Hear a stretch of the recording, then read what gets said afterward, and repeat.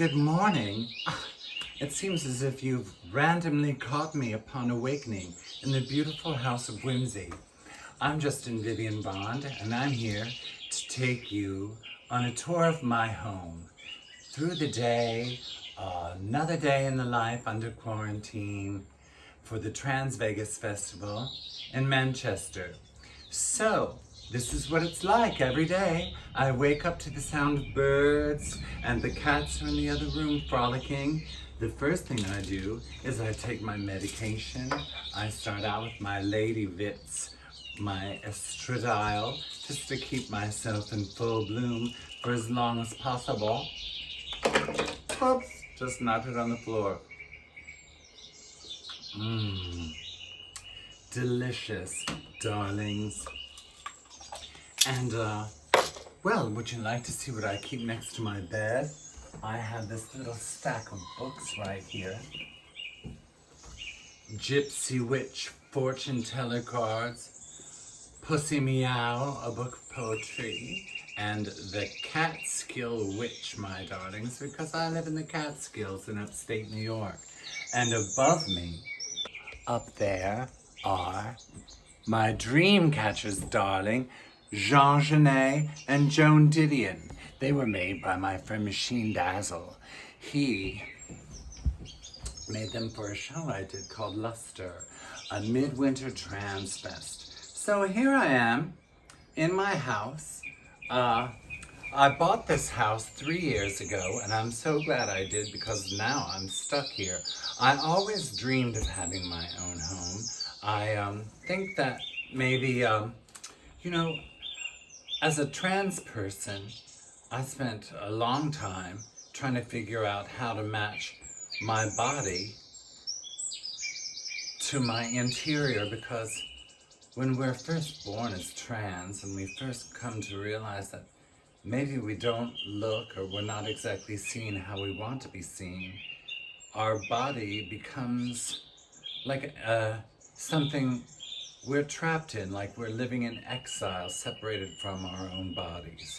And for most people, I think their body is their home. So we become very aware at an early age that our home just doesn't quite fit right. And a lot of times we don't feel that we're accepted or loved in our home. When I was a kid, all I could dream of was someday having my own home.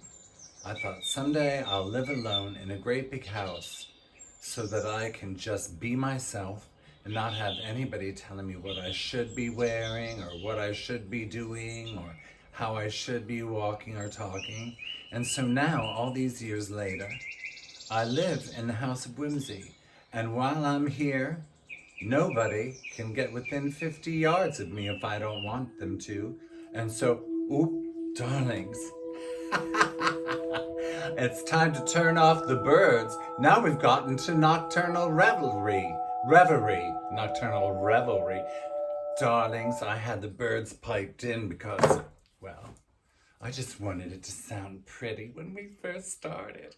So anyway, I just wanted to live someplace where nobody could get near me. And I would pour through magazines and books of architecture and dream of where I would finally live.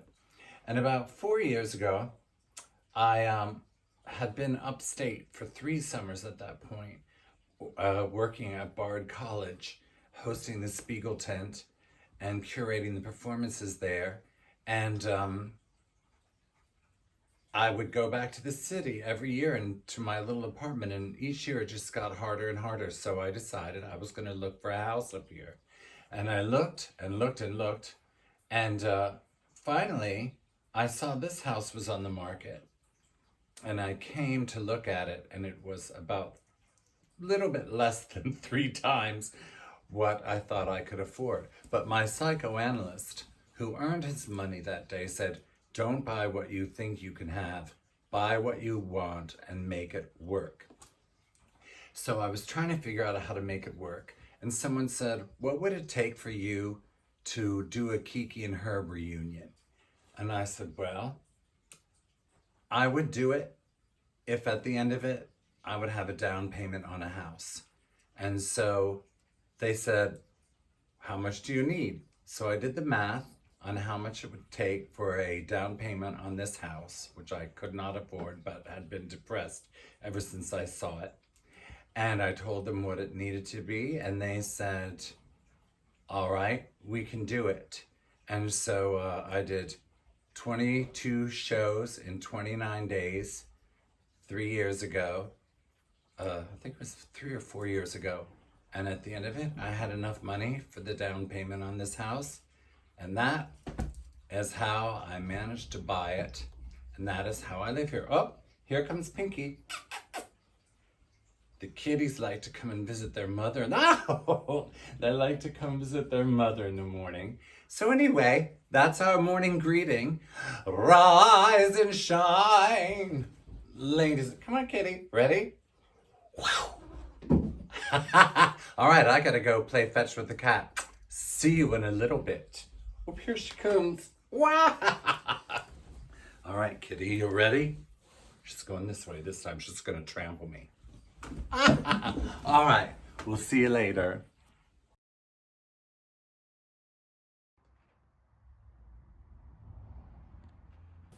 Oh, hi. Well, here we are on my porch. In the late mornings, I like to come out here and sit on my couch and read. Today I'm reading Funny Weather, Art in an Emergency by Olivia Lang. It's a wonderful book. And of course, I'm here coming to you in the time of COVID while I'm quarantining in my house, which actually is always something I've kind of done, not necessarily in my house. When I was young, a teenager, my very best girlfriend and I spent most afternoons secluded in her basement.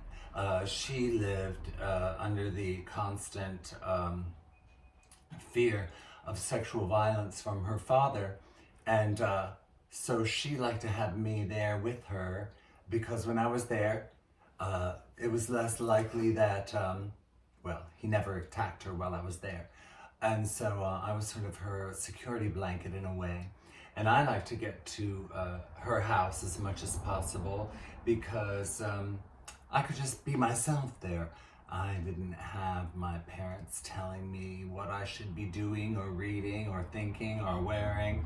And so we lived there and decided that we lived in her room listening to music, and she would read books and I would flip through magazines and dream of the future I would have someday living in a house like this. And we're still best friends, but she doesn't, well, she lives in Maryland. She's a person, I call her the cat whisperer because she fosters baby kittens. She's fostered well over 80 baby kittens. The ones that are born prematurely that have to be fed with 24-hour care with an eyedropper. It's incredible what she does. She gives the care to those kittens, I guess, that she didn't receive.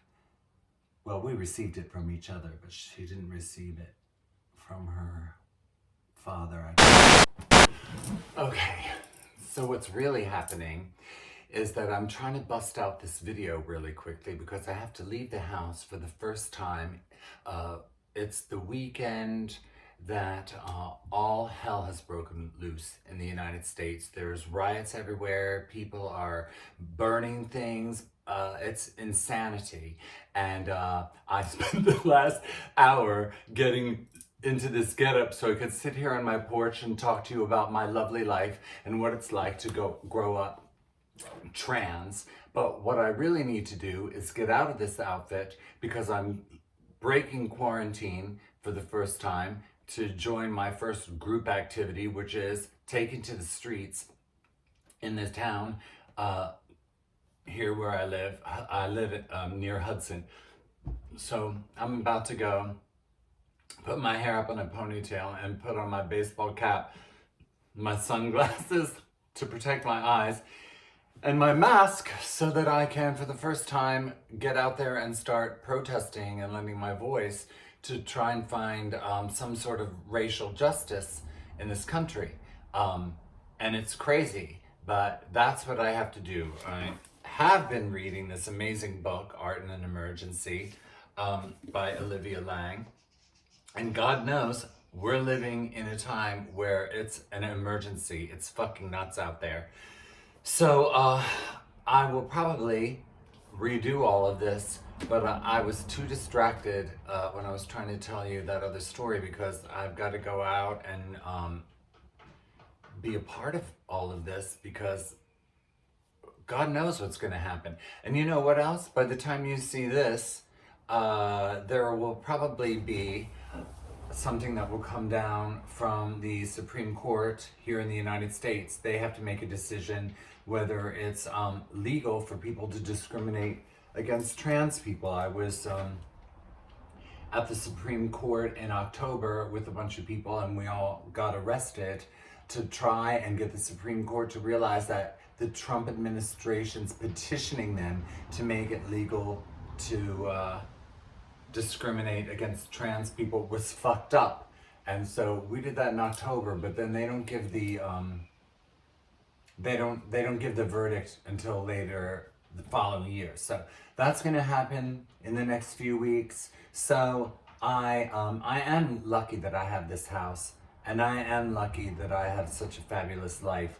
But the fact of the matter is, regardless of that, you have to leave your house and your fabulous life behind sometimes to go out and try and make things happen.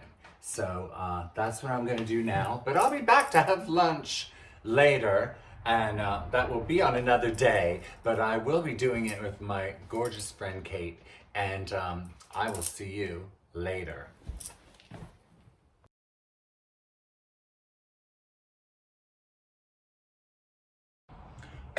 Well, isn't this a treat? After all of this isolation and social distancing, here we are having lunch together at the House of Whimsy, finally. How are you? I'm so glad to finally get to House of Whimsy and have some lunch with you because we've set you off on a mission to just film yourself wandering around your beautiful house on your own. And I thought it was just time to come and say hi. Well, hi, girl. Hello. I made a very, very fancy lunch for us. I didn't get to go out to the market last night. Well, I'm quite peckish, so whatever you've got, I'll be really great. In these times, in these lockdown times, I'm really grateful of anything.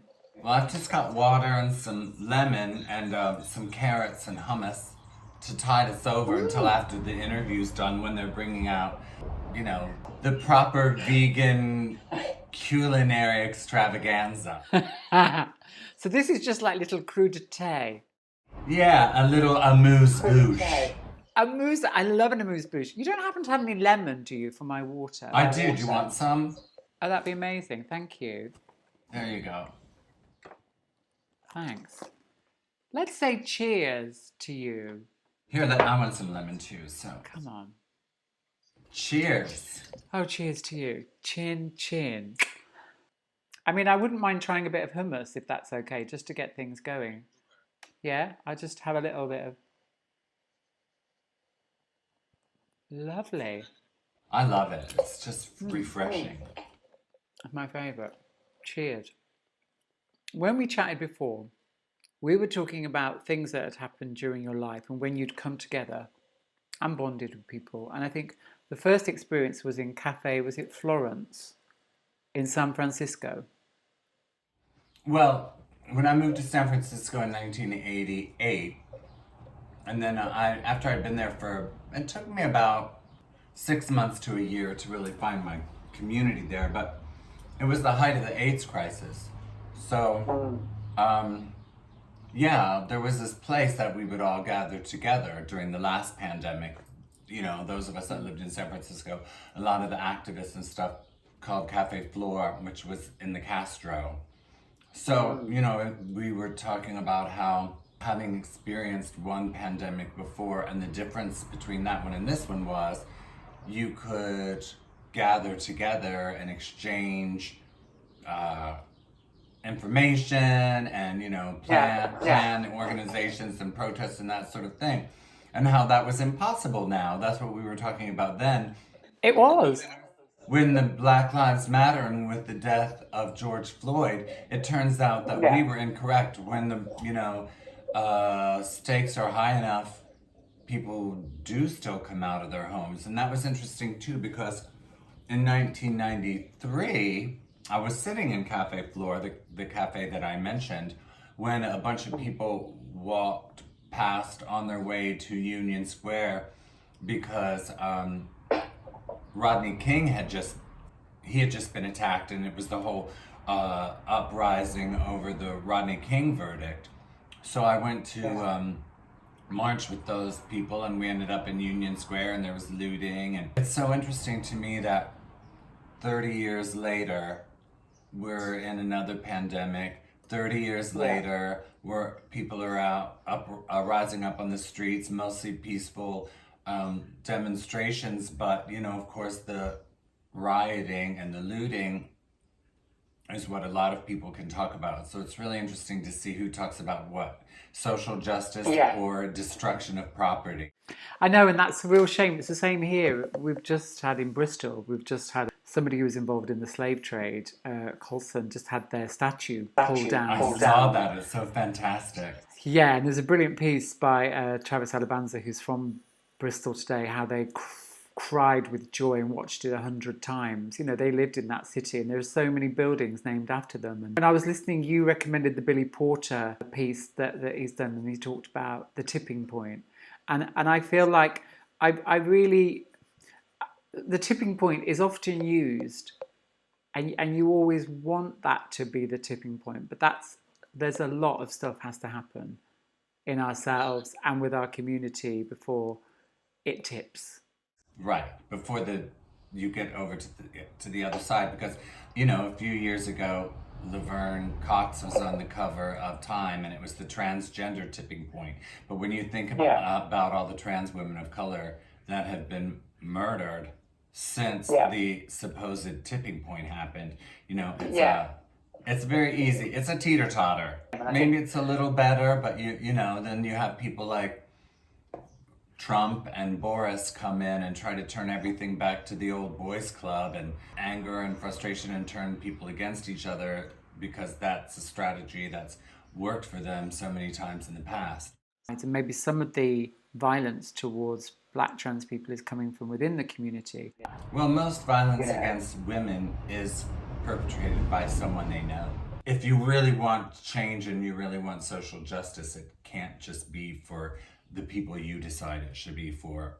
If we're not all free, then none of us are free.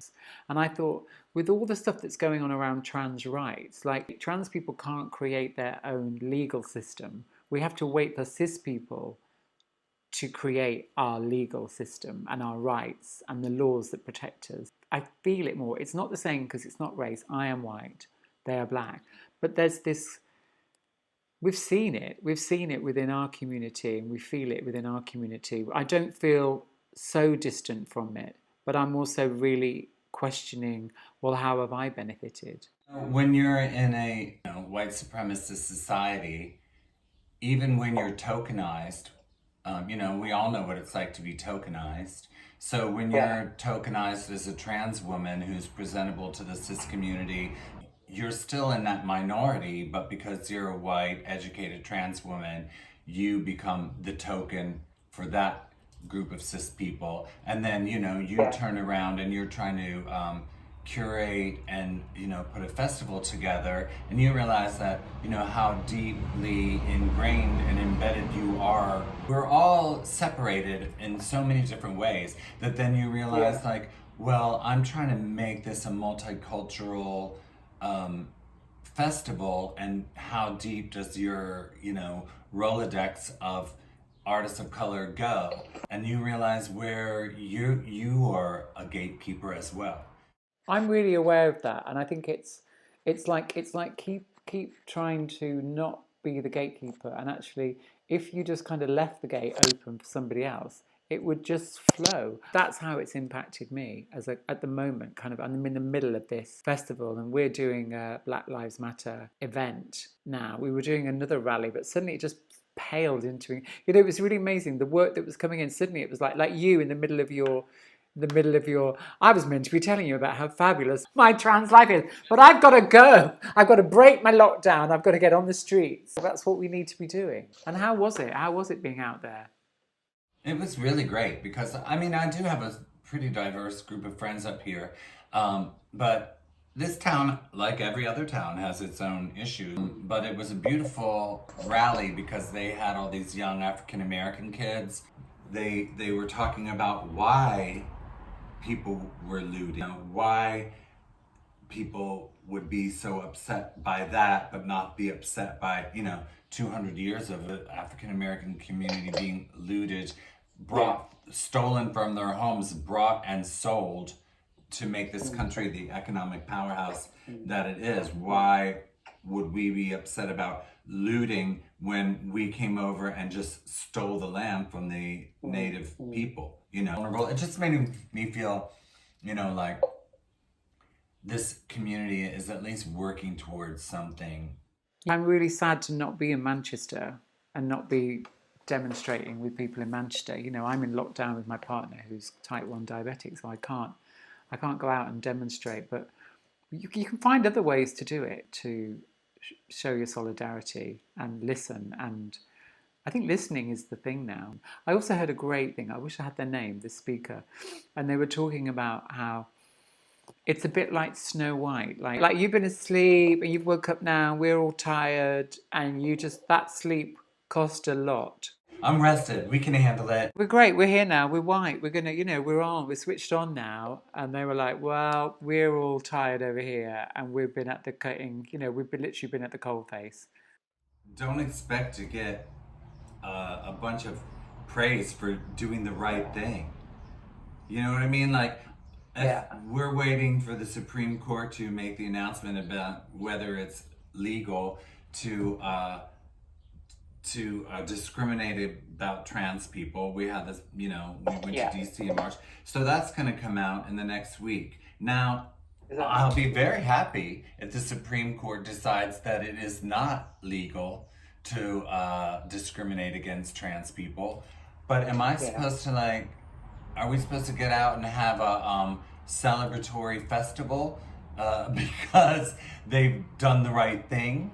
I mean, the fact that it's even happening in the first place is utterly, shamefully ridiculous. And I've got a brilliant friend who's a therapist, and they just literally put on Facebook, they've offered themselves up to talk to white people about race. And they just put today, what have you done to be anti-racist or support the black community today, apart from repost something on social media?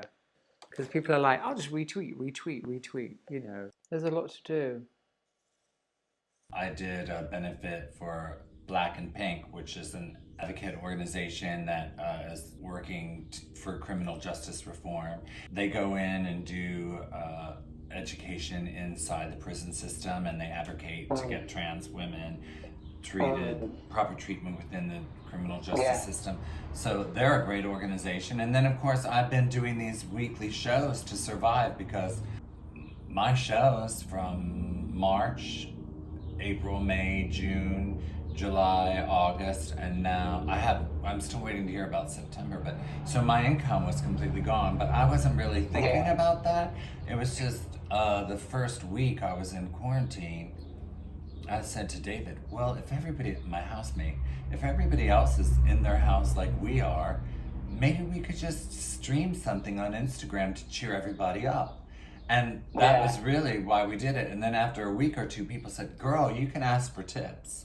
And I was like, oh. Yeah. And so I said to people, if you have the money, not if you're struggling, here's my Venmo account or whatever. And people have been very generous. And that's how I'm keeping the roof over our shoulders. And Auntie Glam. I love the story of why Auntie Glam arrived. Auntie Glam kind of came back because people kept calling you Auntie as you got older, and you felt like it was desexualizing you. Yeah, I've been having a hard time coming to terms with being a queer elder, and it's people want me to play that part for them, because obviously there aren't a lot of trans women our age and older because they were wiped out in the last plague. And so the people that I never really had that many elders to learn what it's even like to be a queer elder from. So it's like, I ain't your mama, kid. I don't know any. It's like that movie Gloria with what's her name, the Jenna Rollins, you know, and the kids like attached himself to her, and she's like, kid, I'm gonna go in here in this bar and I'm gonna have a drink. If you want to join me, come on in. If you don't, you're free to go. And she's like, she doesn't know how to be maternal. And that's how I don't know. So I created Auntie Glam as a sort of like a way of negotiating being a queer elder through a character, which is kind of what I did years ago with Kiki. I was trying to figure out how to have authority when I was talking about all of these really major issues and not just sound like an earnest young person who was whining about how unfair life was. I created this strong woman. And so that's what Auntie Glam, and she was based on a character that I did in the 90s called Glam on the Rampage. I had a column, Glamoretta Rampage. She was my drag character. And I wrote a nightlife column. And so I was like, well, I'll just bring Glam back. And everybody called me Glam back then. That was my nickname until I moved to New York. And, you know, I like it when people back from the old days still call me Glam. No, it's great. It's great to reinvent, and I love that why you did it. I think it's so smart to not desexualize yourself or let the community do that. Give them what they want. Always give them what they want, or use that for your own benefit. And I think you've done so well. I mean, you could run a masterclass. You know those masterclasses in why not age up, and then you can get away with murder. I missed a trick. And then when I was in my 40s, I stopped being Kiki, and everybody was like, oh my God, I can't believe how young you are. They were literally pushing you back on stage, weren't they? Like, get back on. You were like, no, I have to go and sing opera in Vienna. Thank you. I mean, I think the lockdown has brought us together. I don't have many sisters who are my age that have gone through all the same, like, times, even though we live in different countries and different cities, like a lot of the same community trauma and community fabulous community things have happened. I mean, because of who we were and the world that we were born into as trans people in the 1960s, we had only a certain range of ideas of what being trans was, and so our minds were limited to that. And so as we got, and I didn't really want to be what I saw. No, I didn't. I did not want to be Barbara, who had once been a builder and was all traumatic in a headline, and it was really difficult. I mean, many people, our generation, were just trying to pass so they didn't get attacked, so they could assimilate and dumb down, you know, and I definitely had those years. And I see why there's people I've spoke to during the festival who, you know, we've had our intergenerational conversations we've got for the festival. And some of those conversations, they just didn't want to be part of that scene, you know, and I did it 20 years ago, and it was tough, and I felt really disconnected. You know, where you've come from a very queer, vibrant, gay, theatrical underworld of nightclubs, and then you kind of arrive at those trans support groups, and it's literally so depressing. And I was like, oh no, and then the options are ahead of you, and then I kind of did pass, and it just meant people thought I was married and had children. I was like, I'm in hell. I have to cut my hair. I have to dye it blue. I have to get the fuck out. I always say that those years were like the dark years. You know, my cisgendered straight years, they were like my dark years. And I always like get people's hands, you know, as cisgendered and straight, and said, I feel your pain. It's an awful place to be. To be cisgendered and straight, how awful for you. I had this dream not too long ago, because, you know, I always think with my family, for instance, my father, who threw me out of the house, and in his last years I wasn't able to go home. And my family was very difficult. And I just somehow, I placated them. I don't know why. I just wanted everybody to get along, I guess. But at the end of the day, I had this dream, whereas I thought, what would my life have been like if I had actually listened to them and done what they had wanted me to do? And I had this dream that I was a teacher in my hometown. I was my age, I was male, I was so depressed in my dream. I was divorced.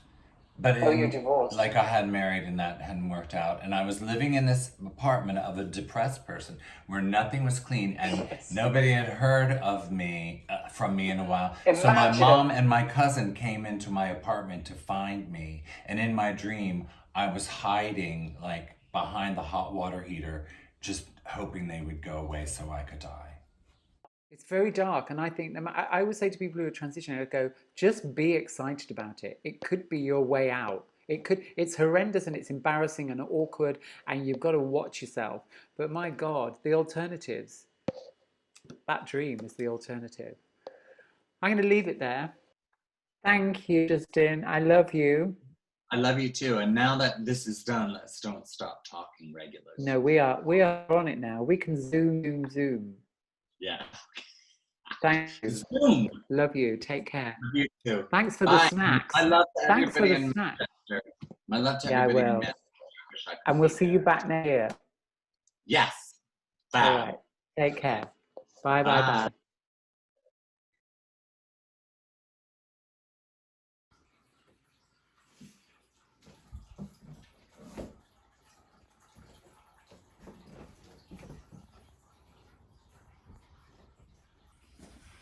Years ago, I had this boyfriend in San Francisco. This was the mid-90s.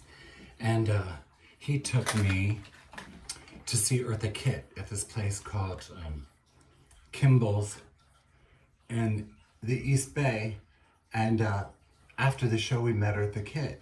And we invited her out for drinks. And she said she couldn't go out for drinks that night, but if we wanted, we could bring her and two of her friends to lunch the next day. So we said yes, and we were very excited. And the next day, we picked up her two friends first, and one of them was this woman named Christabel. And when we were in the car, she said, I wonder which Eartha we're going to get today. Is it going to be Glamour Eartha or Earth Eartha? And we went to the hotel where she was staying, and she came out in a tracksuit with her hair up in a turban. And Christabel said, well, we're getting Earth Eartha today.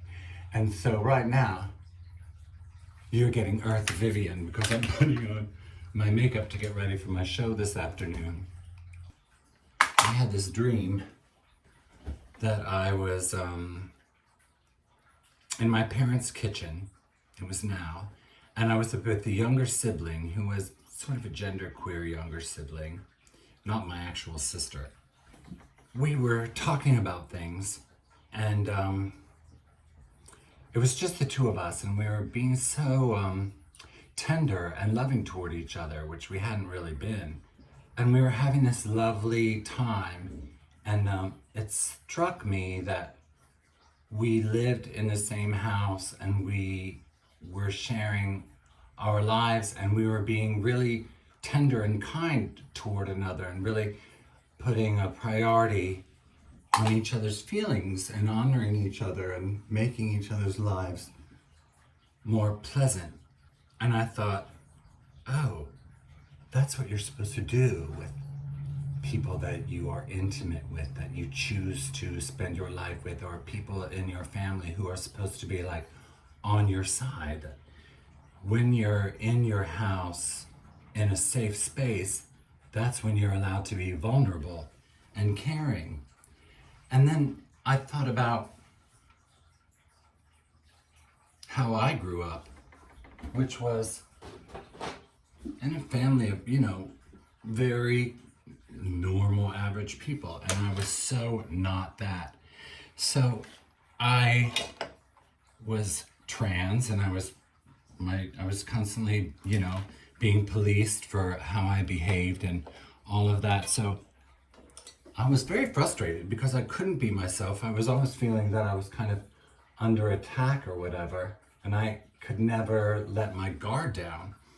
And my sister, of course, I had an antagonistic relationship with her because she got to do and wear and play with all the things that I wanted to do and wear and play with. And she'd hang out with my friends, and I was my girlfriends, and she was younger, so she'd get to go to the sleepovers when I'd sit in the car on my way home in the back seat in the dark and cry. As I got older, I would begin to reveal this and that, coming out of the closet as gay. Sort of in 1991, I came out as trans, but then I just kept sort of saying things but making it easier for them because I wanted to reveal myself in order to give them the chance to love me and for me to feel loved myself. Finally, I guess I was living this sort of, gender queer, gender fluid life, and I came out unequivocally as trans, and I started estrogen and getting myself, to look the way I wanted to look and feel. And shortly after that, I got this call from my father on Thanksgiving telling me that he didn't want me to come home looking like a fake woman. And so I never went home again until a couple years later. My mother and my sister insisted I come in and say hello to him. And of course, he told me he didn't want me as a fake woman in the house looking like a fake woman. And he threw me out of the house. And that's the last time I ever saw my father alive. That was 5 years ago. So the question of home is not only a question of where you live, but it's actually knowing how to relate to the people where you live. So that in my dream that in fact the idea of being intimate with people isn't about having an antagonistic relationship with them, but it's about being with people that you can love and treat, that you can feel comfortable treating beautifully and tenderly, so that they can feel comfortable reciprocating it, not knowing where it starts and ends. That's intimacy, that's family. And I never really realized how challenged I was in that department. Well, I'm very close with my mother and my sister now, so that helps. It's a nice thing, Once my father died, I was able to go home. And so, toxic masculinity. I always joke the only reason I wanted to become a woman was not because I felt like one, but just because I hated men so much. Couldn't be one. Anyway, that's for another day. We'll see you later. Bye.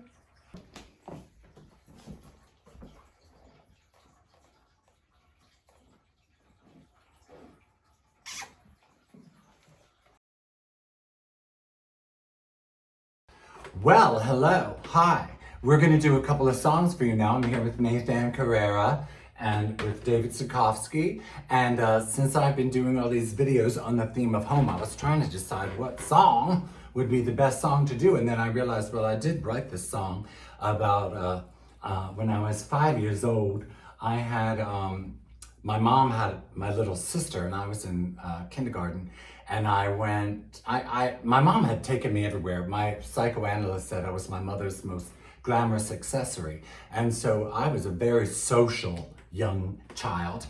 And when my sister was born, my social life was destroyed because my mom had to stay home with her. So one day I got off school and I decided I was going to run over to Aunt Judy's. So I walked from my elementary school to my Aunt Judy's house at the age of 5.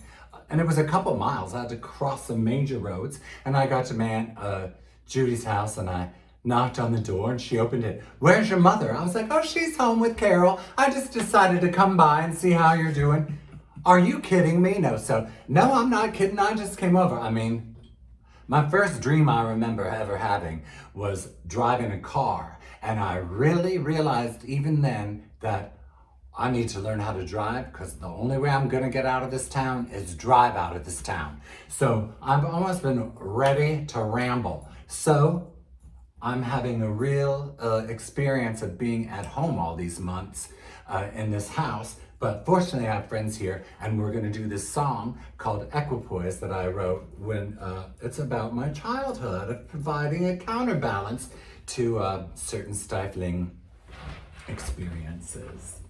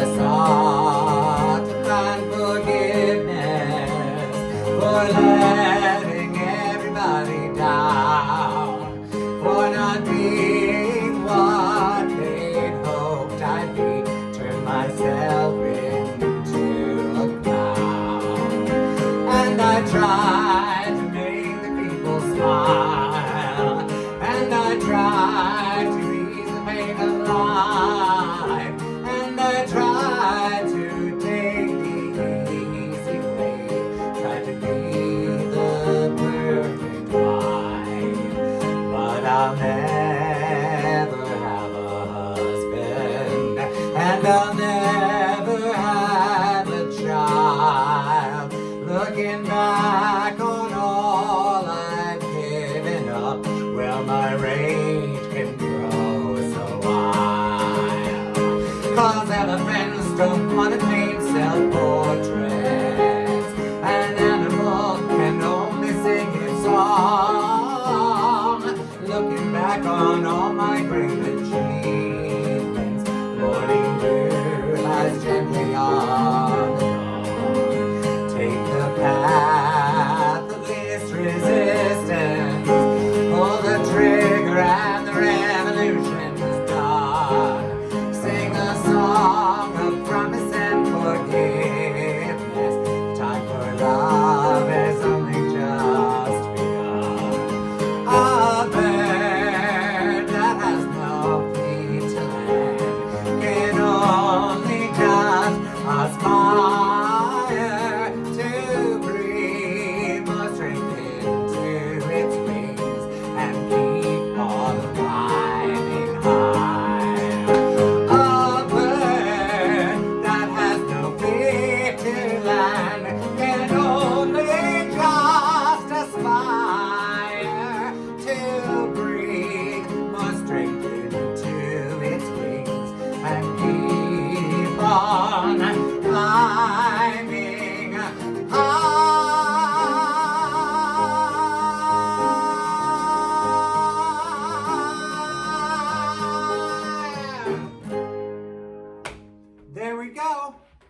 It was originally called the Hummingbird Song, but then I found out hummingbirds do have feet, and they can land, and do you know what? So do we. So I am sending love to Trans Vegas, Nathan Carrera, David Sirkovsky.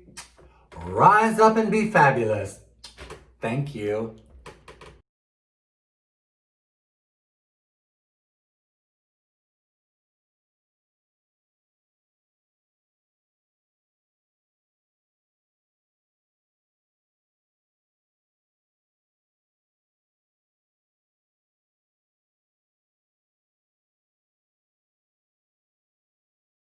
Black trans lives matter.